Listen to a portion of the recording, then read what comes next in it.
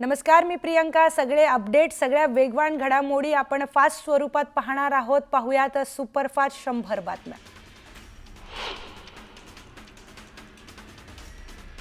Operation सिंदूर हा केवळ trailer आहे, त्यामुळे योग्य वेळ आल्यावर संपूर्ण सिनेमा दाखवणार, असा थेट इशारा भुज एअरबेसवरून राजनाथ सिंहांनी पाकिस्तानला दिलाय. ऑपरेशन सिंदूरनं बाकड्यांना भर दिवसा तारे दाखवलेत, तर पाकिस्तानला आर्थिक मदत करणं म्हणजे दहशतवाद आहे. त्यामुळे पाकला आर्थिक मदत करणाऱ्यांनी पाकची परिस्थिती पाहावी, असा थेट इशाराच राजनाथ सिंहांनी IMFला दिलाय. संरक्षण मंत्री राजनाथ सिंह आज भुज दौऱ्यावर आहेत. भुज एअरबेसला राजनाथ सिंहांनी भेट दिली असून ऑपरेशन सिंदूरमध्ये धडाकेबाज कामगिरी करणाऱ्या हवाई दलाच्या जवानांशीही बातचीत केली. पुलवामातील त्राल आणि शोपियानमध्ये गेल्या 2 दिवसांपासून दहशतवादी आणि जवानांमध्ये चकमक सुरू आहे. यात 6 दहशतवाद्यांचा खात्मा करण्यात यश आलंय, तर चकमकीत शस्त्रास्त्रे आणि दारुगोळाही जप्त केलाय, अशी माहिती भारतीय सैन्य दलानं पत्रकार परिषदेत दिली आहे. सिंधू जलकरार स्थगित केल्यानंतर भारतानं पुन्हा आक्रमक पवित्रा घेतलाय. भारत पुन्हा पाकड्यांची जलकोंडी करण्याच्या तयारीत आहे. चिनाब नदीवरील सलाल आणि बगलिहार धरणातील गाळ दर महिन्याला काढणार असून त्याबाबत पाकिस्तानला कुठलीही पूर्वसूचना दिली जाणार नाही. त्यामुळे पाकमध्ये पूर परिस्थिती निर्माण होण्याची शक्यता आहे. पाकचा नापाक चेहरा उघड करण्यासाठी भारतानं आता मोठं पाऊल उचललंय. दहशतवादावर पाकिस्तानचा खरा चेहरा जगासमोर आणण्यासाठी सर्वपक्षीय खासदारांचं शिष्टमंडळ विविध देशांमध्ये पाठवलं जाणार आहे. एका शिष्टमंडळामध्ये 5 ते 6 खासदारांचा समावेश असणार आहे. भारताच्या कारवाईनंतर हतबल झालेल्या पाकिस्ताननं पुन्हा एकदा काश्मीरचा जप सुरू केलाय. काश्मीर म्हणजे भारत, पाकिस्तान आणि चीनमधला मोठा विवाद असल्याचं सांगत पाकिस्तानी सेनेचे प्रवक्ते मेजर जनरल अहमद शरीफ चौधरी यांनी काश्मीर मुद्द्याला आंतरराष्ट्रीय रंग देण्याचा प्रयत्न केलाय. भारताविरोधात उलट्या बोंबा मारत त्यांनी भारतालाच पोकळ धमकी दिली आहे. भारताचे परराष्ट्र मंत्री S जयशंकर यांनी अफगाणिस्तानचे परराष्ट्र मंत्री मावलावी आमिर खान मुत्तकी यांच्यासोबत चर्चा केली. तालिबान्यांनी अफगाणचा ताबा घेतल्यानंतर प्रथमच भारत आणि अफगाणिस्तानमध्ये द्विपक्षीय चर्चा झाली आहे. काश्मीरच्या वादावर तोडगा काढण्याची इच्छा पाकनं दाखवली आहे. पाकिस्तानचे पंतप्रधान शहबाज शरीफ यांनी आपण भारतासोबत शांतता चर्चेत सहभागी होण्यास तयार आहोत, असं विधान केलंय. यामध्ये काश्मीर वाद आणि पाणी वाटप यांसह द्विपक्षीय मुद्द्यांवर देखील लक्ष केंद्रित करण्यासाठी भारताला व्यापक चर्चेसाठी आमंत्रित केलंय. पहलगाम हल्ला आणि नंतर ऑपरेशन सिंदूरमुळे भारत पाकिस्तानमध्ये निर्माण झालेल्या तणावाची परिस्थिती सध्या तात्पुरत्या युद्धविरामामुळे नियंत्रणात आहे. पण हा युद्धविराम केवळ रविवार म्हणजेच 18 मे पर्यंतच लागू असल्याचं विधान पाकिस्तानचे उपपंतप्रधान इशाक दार यांनी केलंय. त्यामुळे आता त्यांच्या या विधानामुळे नव्या वादाला तोंड फुटण्याची शक्यता आहे. पाकिस्तानच्या वायुदलातील पूर्व air chief marshal Masood Akhtar यांनी पाकचा खोटेपणा उघड केलाय. एका पाकिस्तानी न्यूज चॅनलला दिलेल्या मुलाखतीत त्यांनी पाकची पोलखोल केली आहे. सिंधच्या भोलारी एअरबेसवर भारताने 1-2 नव्हे तर चक्क 4 ब्रह्मोस मिसाईल डागल्याची कबुली अख्तर यांनी दिली आहे. भारतानं ऑपरेशन सिंदूर नंतर झालेल्या युद्धात ब्राह्मोस मिसाईलचा वापर केल्याचं समोर आलंय. भारतानं पाकच्या एअरबेसवर ब्राह्मोस मिसाईल डागल्याची माहिती आहे, तर पाकच्या एअरबेसवर भारतानं 15 ब्राह्मोस मिसाईल डागल्याचं समोर आलंय. या हल्ल्यामध्ये पाकिस्तानचे 11 एअरबेस पूर्णपणे उद्ध्वस्त झालेत. डोनाल्ड ट्रम्प यांना शांततेचा नोबेल पुरस्कार मिळवण्याची घाई झाली आहे, असं म्हणत न्यूयॉर्क टाइम्सनं त्यांच्यावर जोरदार टीका केली आहे. हिंदुस्थान आणि पाकिस्तान या दोन्हीही देशांना विश्वासात न घेताच ट्रम्प यांनी युद्धविरामाची घोषणा केली. यावरूनही ट्रम्प यांच्यावर आता टीका करण्यात येते. पहलगाममधील दहशतवादी हल्ल्यामुळे या भागातील पर्यटन उद्योगाला जबर धक्का बसला असून पर्यटकांनी फुलून गेलेलं हे ठिकाण आता ओसाड पडलंय। पर्यटनावर अवलंबून असणारे अनेक जण रोजगाराच्या प्रतीक्षेत आहेत।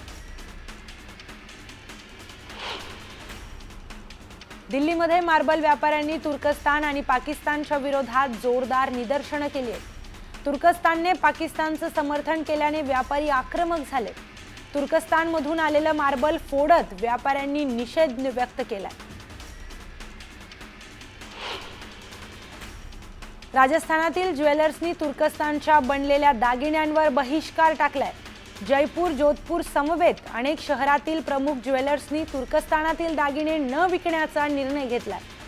जोपर्यंत तुर्कस्तान पाकिस्तानला साथ देणार तोपर्यंत हा बहिष्कार सुरूच राहील असं वक्तव्य ज्वेलर्सनी केलंय। भारत पाकिस्तानातील तणावादरम्यान तुर्कीनं पाकिस्तानला पाठिंबा दिल्यानंतर फळ बाजारात तुर्की सफरचंदावर बहिष्कार टाकण्यात आलाय। त्यामुळे बाजारात काश्मीरी सफरचंदांची मागणी वाढली आहे। पुण्यातही आता मसाले आणि सुकामेवा संघटनांनी तुर्कीच्या मालावर बहिष्कार टाकलाय। सफरचंदानंतर आता मसाले आणि सुकामेवा व्यापाऱ्यांनी बॅन केलाय। त्याऐवजी पर्यायी देशाकडून माल घेण्याचं आवाहन संघटनेनं व्यापाऱ्यांना केलंय। खासदार संजय राऊतांनी नरेंद्र मोदी आणि अमित शहांबद्दल केलेल्या गौप्यस्फोटानं राजकीय वर्तुळात खळबळ उडाली आहे। बाळासाहेबांनी आणि शरद पवारांनी कायद्याच्या चौकटीबाहेर जात मोदी आणि शहांना मदत केली होती। यूपीए काळात शरद पवारांमुळे मोदींना होणारी अटक टळली असा दावा संजय राऊतांनी केलाय। अमित शहा एका हत्या प्रकरणात आरोपी होते, मात्र शहाण प्रकरणी संबंधितांशी बाळासाहेब थेट बोलल्यानं शहांची सुटका झाली असा मोठा गौप्यस्फोट संजय राऊतांनी केला। तर मदतीसंदर्भात शहांनी किती स्मरण ठेवलं म्हणत राऊतांनी सवालही उपस्थित केलाय। हिंदुत्वाच्या मुद्द्यावर काही मदत झाली असेल, मात्र माझ्याकडे त्याबाबत अधिकृत माहिती नाही असं वक्तव्य छगन भुजबळ यांनी संजय राऊतांच्या दाव्यावर केलंय। शिवसेनेनं मदतीचा हात दिला असेल तर चांगलंच आहे। आम्ही आता सुद्धा खऱ्या शिवसेनेसोबतच आहोत, आधी पण शिवसेनेसोबतच होतो, मात्र काहींनी बाळासाहेबांच्या विचारांना तिलांजली दिली असं म्हणत संजय राऊतांच्या वक्तव्यावर गिरीश महाजनांनीही प्रतिक्रिया दिली आहे। अजित पवारांनी इंदापूरमधील सहकारी साखर कारखान्याच्या प्रचारानिमित्तानं थेट इशारा दिलाय। मी शब्दाचा पक्का आहे, एखाद्याला पाडायचं म्हटलं तर पाडतोच, एखाद्याचा काटा काढायचा म्हटलं की काढतोच असा इशारा अजित पवारांनी दिला। शरद पवार आणि मुख्यमंत्री देवेंद्र फडणवीस आज एकाच व्यासपीठावर येणार आहेत। MCA कडून वानखेडे स्टेडियमवर आज शरद पवार स्टँडचं उद्घाटन होणार असून संध्याकाळी होणाऱ्या या कार्यक्रमानिमित्त दोन्ही नेते एकाच मंचावर येणार आहेत। काँग्रेसचे ज्येष्ठ नेते पी चिदंबरम यांनी इंडिया आघाडी संदर्भात मोठं वक्तव्य केलंय। काही लोकांना वाटतं की आघाडी अजूनही टिकून आहे, मात्र मला त्याबाबत खात्री नाही। सध्याच्या घडामोडींनी असं दिसतंय की या आघाडींवर मर्यादा येत आहेत। त्यांच्या या वक्तव्याने आता राजकीय वर्तुळात खळबळ उडाली आहे। पी चिदंबरम यांचं वक्तव्य योग्यच आहे। इंडिया आघाडीमध्ये कोणाचंच एकमत नाही, त्यामुळे त्यांची परिस्थिती छिन्न भिन्न झाली आहे असा हल्लाबोल गिरीश महाजनांनी केलाय। तर काँग्रेसची अवस्था तर सगळ्यांनाच माहिती आहे, त्यांचं धोरण काय हेच त्यांना कळत नाही असा टोलाही गिरीश महाजनांनी लगावलाय। उबाठाच्या पाण्यासाठीच्या आंदोलनावरून भाजपनं हल्लाबोल केलाय। ठाकरे गट लबाड असून लबाड लांडग्यांचं सोंग करतोय असं म्हणत अतुल सावेंनी अंबादास दानवेंवर हल्लाबोल केलाय। ग्रामविकास मंत्री जयकुमार गोरे खंडणी प्रकरण मध्ये माजी सभापती रामराजे निंबाळकरांना चांगलंच भोवलंय। रामराजे निंबाळकरांच्या चौकशीसाठी पोलीस त्यांच्या राहत्या घरी फलटणमध्ये दाखल झालेत। सटाणा बाजार समितीच्या सभापती आणि उपसभापती पदासाठी घेण्यात आलेल्या निवडणुकीत सभापती पदावर सिंधू सोनवणे यांची वर्णी लागली आहे। समान मतं मिळाल्यानंतर दोन्ही उमेदवारांच्या चिठ्ठ्या काढण्यात आल्या आणि त्यात सिंधू सोनवणेंचं नाव निघालं। भाजपच्या भिवंडी शहराध्यक्षपदी रवी सावंत यांची निवड करण्यात आली आहे। यावेळी त्यांचा पदग्रहण सोहळा मोठ्या जल्लोषात करण्यात आला। वर्ध्यात भाजपच्या जिल्हाध्यक्ष निवडीवरून उत्सुकता शिगेला पोहोचली आहे। महिलांनी देखील जिल्हाध्यक्ष पदासाठी नावं दिल्यानं नक्की पद कुणाला द्यायचं यात पेच निर्माण झालाय। कोल्हापूरचे खासदार छत्रपती शाहू महाराजांनी संगम माहुली येथील महाराणी ताराराणी यांच्या समाधीस्थळाची पाहणी केली आहे। यावेळी त्यांनी समाधीस्थळाच्या जीर्णोद्धार विकास आराखड्याबाबत देखील बैठक घेतली।